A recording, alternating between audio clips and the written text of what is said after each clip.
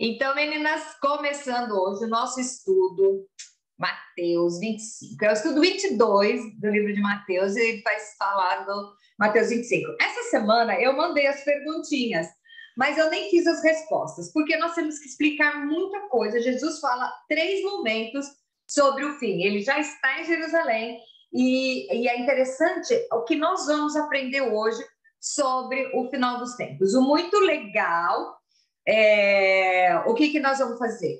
Esse estudo, tanto esse como da semana passada, eu vou colocar ele no estudo do Apocalipse, porque ele tem tudo a ver. Vamos dizer que é o Apocalipse, Jesus resumindo o Apocalipse para os discípulos, e depois foi ele mesmo que ditou para João. Mas é a mesma coisa, então nós vamos ver o que é que ele falou aqui. Quem viu o estudo da semana passada, ele começou a explicar a destruição do templo, o princípio das dores e a vinda do Filho do Homem, que é ele, né? Aí ele fala da figueira, do servo bom e fiel, aquele negócio da expectativa. E hoje eu vou contar uma coisa para vocês. Essa parábola das 10 virgens, como eu nunca tinha estudado antes, porque eu não sabia o contexto. Então, vamos lá. Vamos lá, eu aprendi no Apocalipse, que eu não fui estudar o Apocalipse. Então, vamos lá. A primeira pergunta é o seguinte: qual a diferença entre as 10 damas? O texto fala das 10 virgens. Então, eu vou explicar aqui como era a cultura do casamento lá. Essas aqui não são as noivas. Elas são as damas de honra. Então, era assim. O noivo vem, pede... Como é que é o nome do seu marido, Sayonara? Tom, né?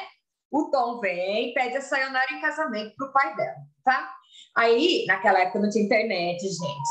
Não tinha Facebook, não tinha nada dessas coisas. Tinha que ser tudo no papapá. Gente, não tinha nem o WhatsApp. Olha que difícil você arrumar um namorado e namorar sem WhatsApp. Mas já teve uma época assim, tá? Acho que era sinal de fumaça, né? Então, vamos lá. O que acontecia? O Tom vem para o pai da Sayonara e pede ela em casamento. Aí o pai dela fala assim, ok, você vai fazer um contrato, porque mulher era mercadoria, tá? Faz um contrato e você tem que dar tudo isso, pá.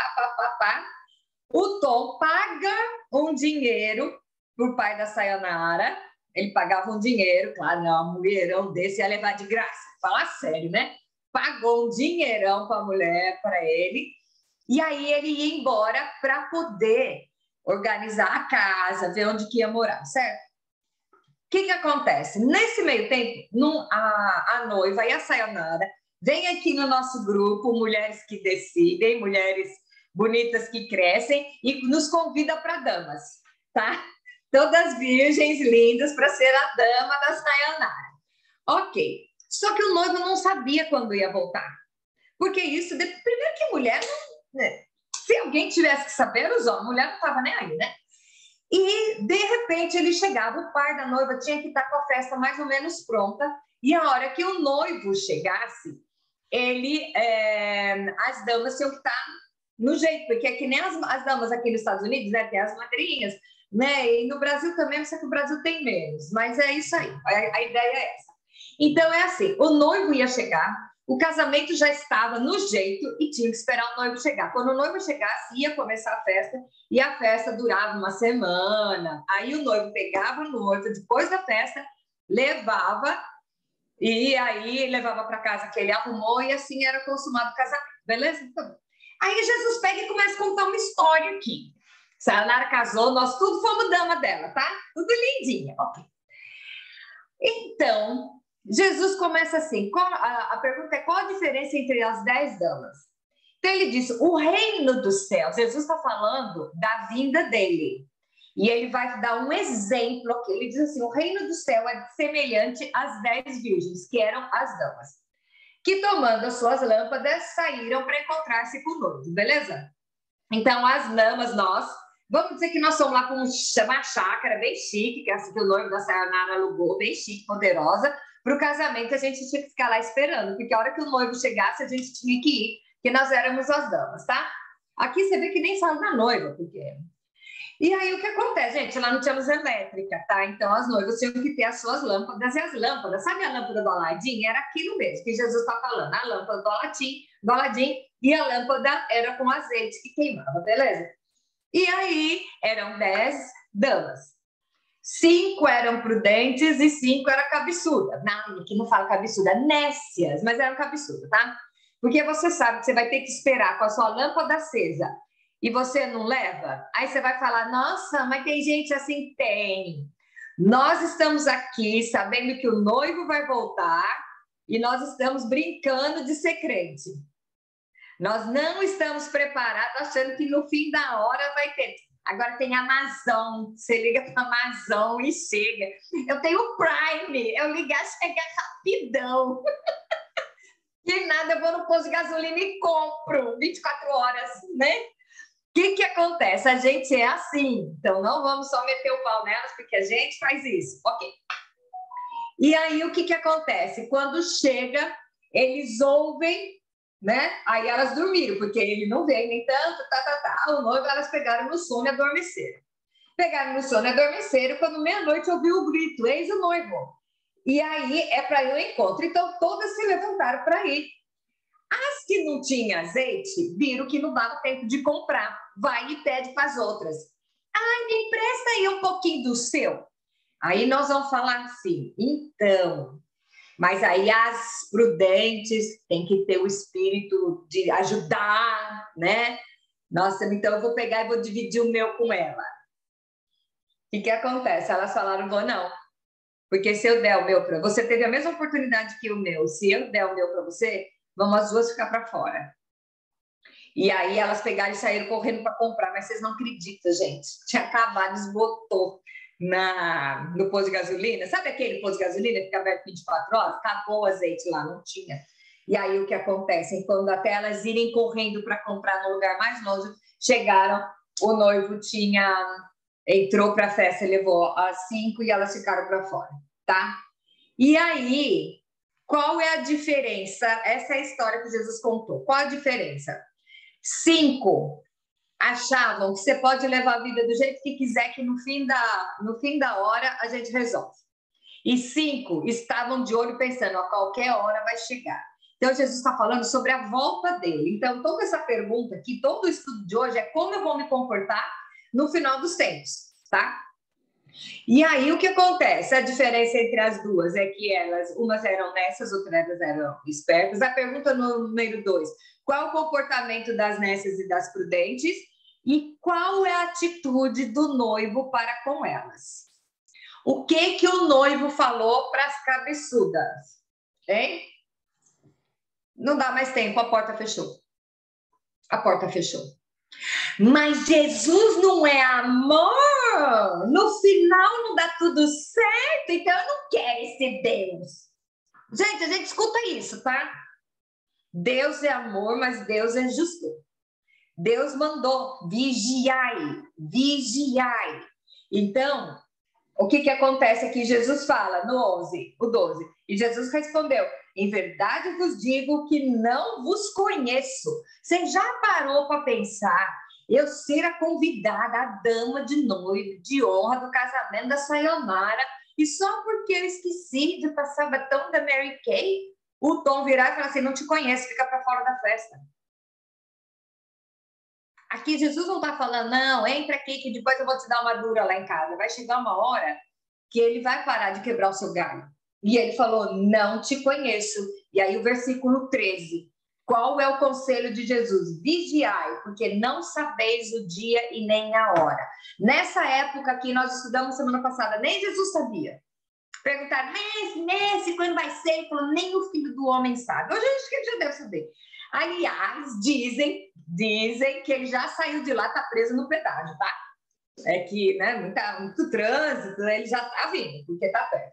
Então, a parábola das 10 virgens é nada mais, nada menos que a gente tem que estar preparado. Não deixe para amanhã.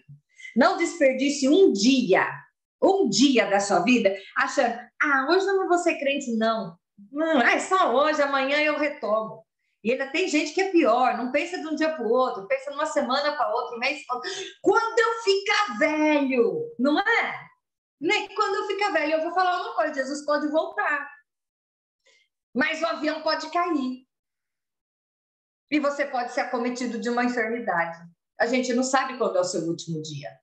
Hoje eu estava falando para uma cliente aqui. Acho que eu falei para a Denise ontem isso também. Todas as manhãs agora eu peguei o hábito, antes de abrir meu olho, porque eu acordo antes de abrir o olho. Primeiro eu tenho que descobrir que dia que é, né? Porque eu acordo meio zonza, né? Meio sonada, sou meio lerda. Até descobrir que dia que é. Senhor, o que é o meu dia hoje?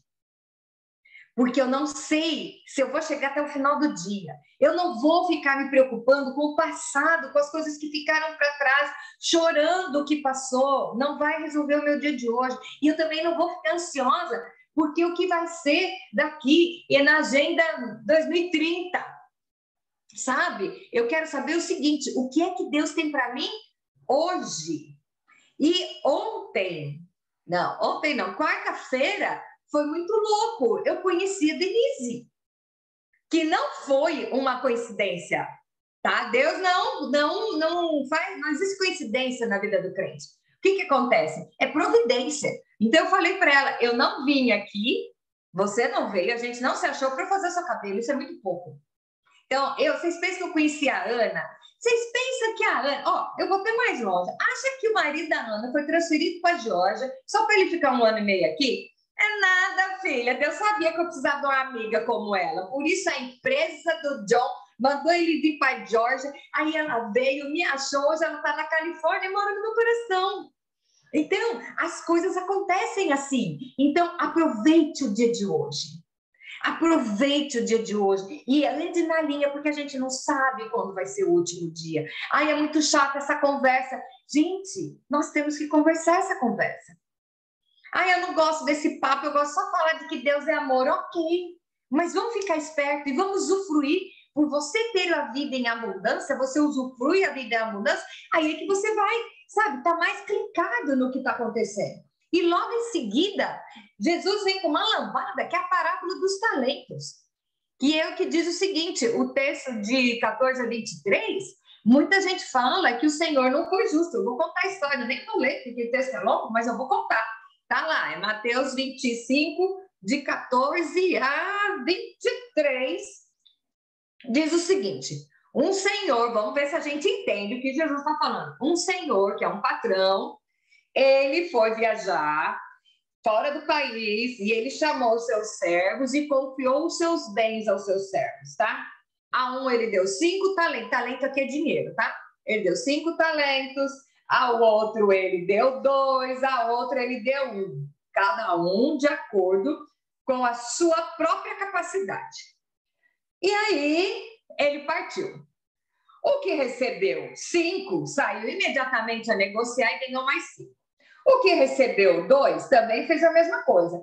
Mas o que recebeu 1 ficou com medo, foi correndo, entregou, enterrou e ficou esperando o rei voltar. O senhor, né, o chefe, o patrão voltar. Quando o patrão voltou, o patrão falou: e aí, o que vocês fizeram? O que tinha 5 ganhou mais 5. Ele falou: servo bom e fiel, entra no gozo do teu senhor. O que ganhou 2, o que você fez? Negociei, tenho mais 2 aqui. Ele tratou do mesmo jeito o que conseguiu 5 e o que conseguiu 2, porque ele viu a intenção de cada um, de multiplicar aquilo. Aí ele chegou e falou pro que deu 1. O que você fez com esse 1? Ai, Senhor, eu sei que o Senhor semeia, colhe onde não semeia. Fez todo aquele discurso para falar, tive medo e eu enterrei. Tá aqui 1 que você me deu. E o Senhor pegou e falou o quê? Eu vou até ler aqui. Servo mau e negligente. Você tinha que negociar. Se você não desse conta, levava para os banqueiros e ele falou: tira, inclusive, o talento que eu te dei e dá o que tem 10. Aí a pergunta é: você acha que o Senhor foi justo? Só porque o outro teve medo? Gente, quem sou eu para usar, para tentar entender a mente do Senhor?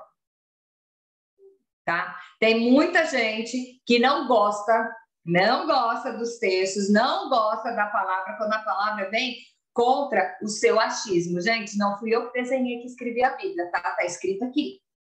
Tá escrito aqui. Ai, mas então, nós ouvimos aqui até num dia do chá aqui, nós ouvimos até, não sei se a Sayonara lembra, Ai, mas esse Jesus eu não concordo. Esse Jesus eu não concordo, ele está na Bíblia. Então eu não concordo, não vem mais no chá. Gente, estudar a Bíblia, você está preparado para ouvir uma coisa que você não concorda. Então, com o que nós já estudamos, eu nem sei qual foi o estudo que nós falamos sobre a mente de Deus. Quem é você para tentar entender a mente de Deus? Você não vai conseguir. Desculpa aí, cabeção, não vai. Porque a nossa mente é limitada, é finita. Então, ai, Deus não é justo. Aos meus olhos, Deus não é justo. Gente, ele está falando que é isso aqui. Ele nos fez e ele deu o manual do fabricante. Relax, baby. É isso aí. Como é que é? Chupa essa manga. Então, o que você acha que quer dizer esse texto? Aqui, os talentos falam de dinheiro, tá? Nós não estamos falando, Jesus não fala de dinheiro aqui, ele está falando do que ele deu para você. Então, eu te pergunto, o que você está fazendo com o dom que Deus te deu? Ah, mas eu não sei pregar em teatro, eu não sei pregar em estádio, eu não sei pregar na televisão.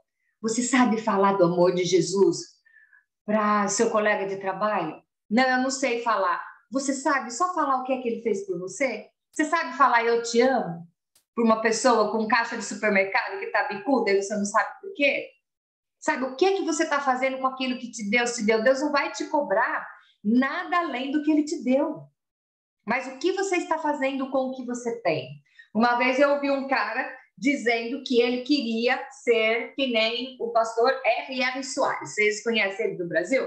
Ele tem uma igreja grande, não sei o quê. Não vou nem questionar a teologia dele, mas eu sei que ele tem uma igreja grande, tá? Ele é cunhado do Edir Macedo e eles se separaram e cada um foi montar sua carreira só. Mas não importa. E o cara falou, eu um dia vou ser que nem o R.R. Soares. E eu já quero começar. E eu lembro que ele comentou e falou assim, ninguém sabe que eu comecei limpando o banco de igreja.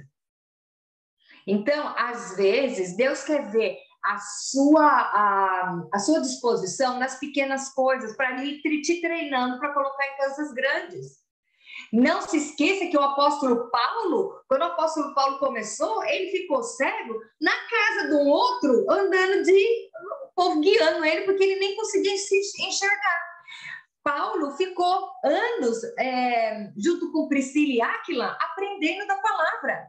E Paulo era o bambambam dos judeus. Paulo não era o Zé Mané que não conhecia as estruturas. Ele foi discipulado, ele foi fazer tenda com Priscila e Áquila para aprender, para ser discipulado. E depois ele se tornou quem ele se tornou. Então, o que acontece? Todos nós temos que aprender. Começa do zero. O que você tem que fazer? O que é que Deus te deu? Ah, eu sei fazer bolo. Ok, faz bolo e dá para a vizinha. Eu fiz isso aqui para minha vizinha. Aí ela pensou que a sayonara era eu, foi agradecer para a sayonara. É que eu e a sayonara somos igualzinha, né? A vizinha China foi lá agradecer a sayonara ao povo. E a sayonara é tão bandida que entrou e falou assim, ó, você deve outro bolo para ela que eu prometi. Mas, sabe, eu estou dando um exemplo. Eu estou dando um exemplo. O que você pode fazer? Deus não vai pedir para você trabalhar os 5 talentos se Ele te deu só um. Deus colocou você onde você tem que estar. Não importa onde você trabalha, se você trabalha dentro do Pentágono, se você trabalha numa sala de cirurgia, se você trabalha numa oficina de costura, se você faz cabelo, você tem que ser a luz, trabalhar o seu talento aonde você está, para contagiar as pessoas com o amor de Cristo, para que você não seja visto, quem seja visto seja Cristo. E o que Jesus está falando aqui é o que ele vai fazer com o negligente. Gente, é muito pesado, porque eu não gosto dessa parte que vai contra todo o resto do amor. Não, não vai contra. Deus é amor, mas ele é justo, tá? Aí, a outra pergunta, por que você acha que Jesus contou essa parábola? Está lá no versículo 29 e 30. Preste atenção o que saiu da boca de Jesus. Porque a todo que se lhe dará e terá em abundância, mas o que não tem, até o que tem lhe será tirado. E o servo inútil lançará para fora nas trevas, e ali haverá choro e ranger de dentes. Ah, eu não quero ouvir essa parte. Olha, filha, então rasga a Bíblia, a página da sua Bíblia. Tem coragem para isso? Se você tem coragem, faz isso. Faz um outro, o quinto evangelho. O evangelho by eu, que é do jeito que eu gosto. Então, de novo, você tem que trabalhar o dom que Deus te deu. De repente, você é o pilar dentro da sua casa. Ah, mas sou só eu e meu marido. Você tem que brilhar a luz de Cristo na frente do seu marido. Ah, mas sou só eu e minha sogra é uma jararaca. Ai, quem sabe ela de jararaca virou uma minhoquinha de ver você como é doce. Difícil, hein? Pai no duro. Mas às vezes acontece. Então, o que Jesus está falando aqui? Esse é o último discurso que ele faz, porque aí ele já vai começar, vai ter o pacto de traição, já vai começar o princípio das dores. Nós temos mais 2 capítulos para acabar o Evangelho de Mateus. Então, Jesus está aproveitando o último discurso dele, dando um chacoalhão com tudo aquilo que nós estudamos no começo, que é o amor, que é adorar a Deus sobre todas as coisas, amar o seu próximo como a ti mesmo. Agora ele está dando um chacoalhão, porque não adianta você seguir tudo e chegar no fim e você errar o alvo. É isso que ele está falando. Gente, é questão de comprometimento, tá? Comprometimento. E agora o grande julgamento. E eu quero que vocês saibam, a pergunta é: em que época da história do cristianismo se passará esse evento, tá? Você vê que essa semana as perguntas não foram dirigidas só ler o textinho, era para pensar. Isso aqui é depois, veja bem, olha o passo a passo. Jesus vem, arrebata a igreja, quando ele arrebata a igreja, aí tem as bodas, aí ele volta com a noiva, aí que ele vem para julgar. Isso aqui é depois, sabe por quê? Porque se você olhar aqui no texto o que acontece, vai estar todo mundo junto. E tem uns que Jesus vai falar, não te conheço. Então ele diz o seguinte: quando vier o Filho do Homem na sua majestade e todos os anjos com ele, então se sentará no trono da sua glória. A igreja já foi arrebatada, já aconteceu, pega para capar aqui, a besta foi presa, o anticristo, tribulação, já aconteceu tudo isso. Jesus vai voltar, todas as nações serão reunidas em sua presença e ele separará um dos outros, como o pastor separa os cabritos e as ovelhas. E porá as ovelhas à sua direita, mas os cabritos à sua esquerda. Então dirá o rei aos que estiverem à sua direita: vinde, benditos do meu Pai, entrai na posse do reino e que vos está preparado desde a fundação do mundo. Sabe quando que o reino está preparado? Desde que Deus criou o mundo. Não é depois, que quando Jesus morreu, naqueles 3 dias que ele ficou morto, ele só abriu o caminho entre o homem e Deus, mas o lugar já estava preparado. Entrai na posse do reino, porque tive fome e me deste de comer, tive sede e me desse de beber, era forasteiro e me hospedasse. Então aí ele começa: eu estava nu, me vestisse, enfermo. Então ele começa a falar das atitudes que as pessoas tiveram com ele. Então eu pergunto: que lugar tem Jesus na sua vida hoje? Jesus é o bebezinho da manjedoura? Ok, comemora só o Natal na sua vida. Jesus é aquele que pregava coisas maravilhosas e que fazia milagres. Tem gente que vai atrás de Jesus só por causa dos milagres. Jesus é aquele que morreu na cruz e está lá no crucifixo, pregada no crucifixo, lá morto. Jesus ressuscitou. Ou Jesus é o Senhor da sua vida? Qual é a diferença entre o Salvador e o Senhor? O Salvador, ele é você queira ou não queira. Ele morreu para te salvar. O Senhor é uma opção sua. Então, Jesus está falando aqui. Quem é que vai entrar? Aquele que eu era forasteiro, meus pedaços. Aí fala, mas Senhor, quando que nós fizemos isso? Quando você faz isso com os outros. Porque quando você ama Cristo, você vai agir como ele age. Então, quando a dor do outro te dói, é quando você tem Jesus dentro de você. Quando você se compadece daquele que está sofrendo e você vai ajudar, isso significa que você está enxertado em Jesus. E vamos falar da seiva, quem mexe com jardinagem, Quando você está enxertado em Jesus, o sangue de Jesus passa por dentro de você, você se torna uma criatura junto com ele, então você vai ter dó das pessoas. Aí eu te digo aqui, existem duas forças no universo. Uma ama o pecador, uma ama quem está sofrendo, uma vai atrás e outra acusa. Você está sendo usado por quem? Falei isso para a Denise, ó. Você está sendo usado por quem? Eu quero ser usada por aquele que ama. Porque se Cristo está em mim, eu tenho o DNA dele, eu vou agir como ele agia. Eu odeio o pecado, eu não concordo com o que a Cleide faz, porque ela é que pecadora, mas eu a amo. Então eu tô com ela, se eu vejo que ela precisa, eu tô lá com ela. Aí agora ela é tão ruim, tão casca de ferida, que eu não gosto, o que eu faço? Eu vou orar por ela. Até eu entender que Jesus morreu por ela. Jesus fala que vos ameis uns aos outros, assim como eu vos amei. Jesus morreu por mim. Nós falamos do perdão agora, gente. Aquele que não perdoa, ele não consegue, ele não tem capacidade nem de entender o perdão. Então, o grande julgamento, a ovelha e o cabrito. Quem é a ovelha? É a ovelha é aquela que entendeu o ministério de Jesus, entendeu quem era Jesus, o papel dele, se identificou e fez continuidade disso. E quem é o cabrito? Aquele que está infiltrado, que é igualzinho e está infiltrado no meio, mas o coração é diferente. E aqui Jesus está falando que a ovelha vai entrar no gozo do seu Senhor, tá? E o cabrito, ele vai fazer apartado, tá? O que vai acontecer com os cabritos? Irão esses para o castigo eterno, porém os justos para a vida eterna. Que pesado, mas eu não quero ouvir isso, eu não entendi. Você não entendeu, vai ler de novo. Vai pegar um papel e vai anotar.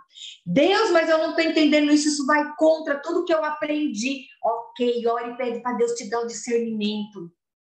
Porque está escrito na Bíblia, em todas as Bíblias. Na Bíblia protestante, a Bíblia católica, toda a Bíblia está escrito isso. Tira os comentários para evitar de você ser influenciado por qualquer comentarista. Leia o que está escrito lá.